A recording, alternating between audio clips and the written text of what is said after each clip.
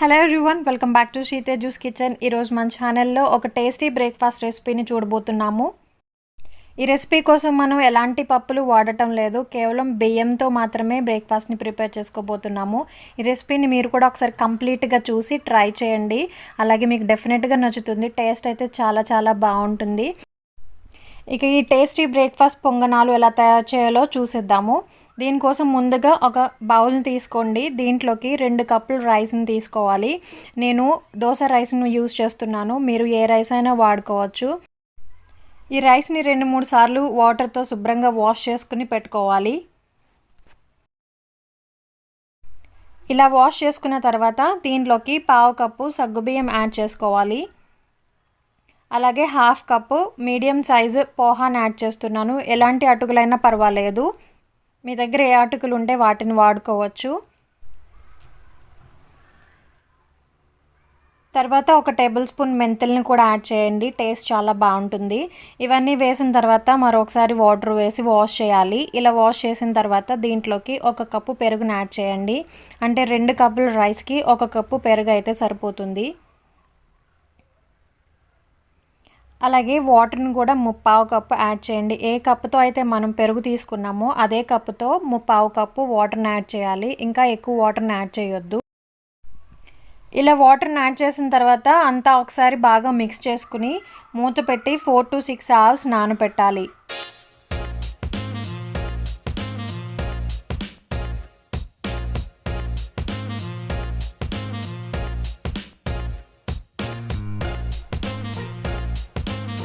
ఈ మిక్చర్ అంతా బాగా నానిన తర్వాత చూడండి, బియ్యం మనకి పెరుగునంతా పీల్చుకుని ఈ మిక్చర్ అంతా గట్టిగా అయి ఉంటుంది. ఇదంతా ఒకసారి ఇలా మిక్స్ చేసుకుని ఇప్పుడు మిక్సీ జార్ తీసుకుని మెత్తని పేస్ట్ లాగా గ్రైండ్ చేసుకోవాలి.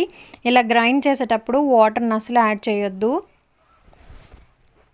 మనకి ఇందులో వేసిన పెరుగు అలాగే నానబెట్టడానికి వేసిన వాటర్ వరకే సరిపోతుంది, ఇంకా మనం ఎక్స్ట్రా వాటర్ని ఏమీ యాడ్ చేయని అవసరం ఉండదు. ఇప్పుడు మూత పెట్టి మెత్తని పేస్ట్ లాగా చేయండి. ఇలా గ్రైండ్ చేసిన పిండిని ఒక బౌల్లోకి వేసుకోవాలి. అలాగే మొత్తం మిక్చర్ అంతటిని కూడా గ్రైండ్ చేసుకుని ఈ బౌల్లోకి ట్రాన్స్ఫర్ చేసుకోండి.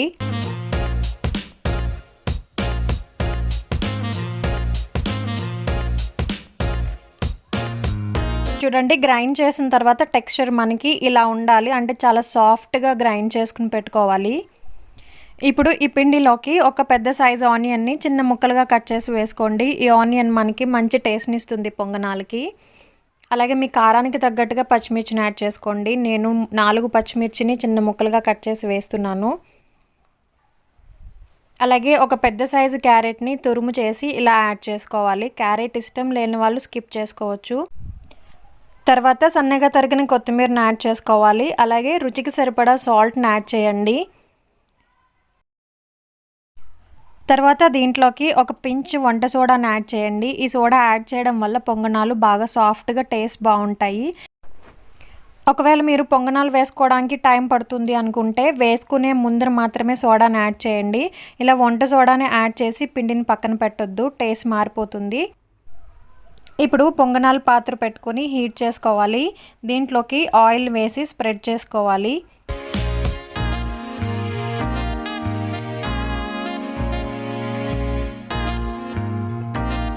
ఇలా ఆయిల్ హీట్ అయిన తర్వాత పిండిని కొంచెం కొంచెం తీసుకుంటూ ఈ గుంతల్లో వేసుకోవాలి. మనకు 1/2 వంతు వేసుకుంటే సరిపోతుంది. పొంగనాలు మనకి పొంగుతాయి కాబట్టి ఫుల్గా వేయకూడదు. వీటిని మీడియం ఫ్లేమ్ పైన కుక్ చేసుకోవాలి, టేస్ట్ బాగుంటుంది. పైన అంతా క్రిస్పీగా లోపల సాఫ్ట్గా కుక్ అవుతాయి. ఇలా ఒక సైడ్ అంతా కుక్ అయిన తర్వాత రెండో వైపుకి టర్న్ చేసుకోండి. ఇలా 2 వైపులా కూడా మనకి మంచి కలర్ వచ్చే వరకు ఫ్రై చేసుకోవాలి. చూసారు కదా, టర్న్ చేసిన తర్వాత మనకి మంచి కలర్ కనిపిస్తుంది. ఇప్పుడు 2 వైపులా ఇది బాగా ఫ్రై అయింది. వీటిని ఒక ప్లేట్లోకి తీసుకుందాము.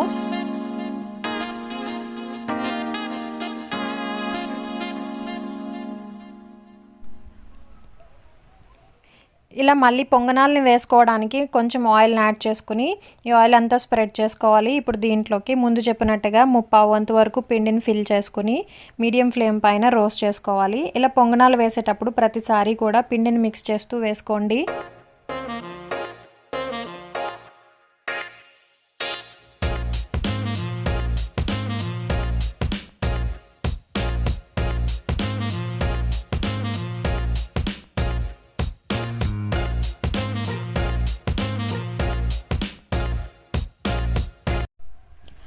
ఒకవేళ మీ దగ్గర పొంగనాలకి పాత్ర లేనట్టయితే కనుక మనం ఇదే పిండితో అప్పాలు కూడా తయారు చేసుకోవచ్చు. దీనికోసం ఒక ప్యాన్ పెట్టుకోండి. మీరు దోశ ప్యాన్ అయినా పెట్టుకోవచ్చు, ఇలా ఫ్రైయింగ్ ప్యాన్ అయినా పెట్టుకోవచ్చు.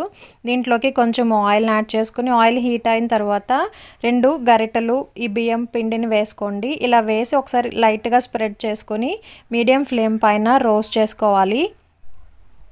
ఇలా ఒక వైపు డ్రై అయిన తర్వాత సెకండ్ వైపుకి టర్న్ చేయండి. ఇలా 2 వైపులా కూడా మంచి కలర్ వచ్చే వరకు ఫ్రై చేసుకుంటే మనకి అప్పాలు రెడీ అయిపోతాయి. వీటిని ఒక ప్లేట్లోకి తీసుకుని వేడిగా సర్వ్ చేసుకుని తింటే చాలా టేస్ట్ బాగుంటుంది.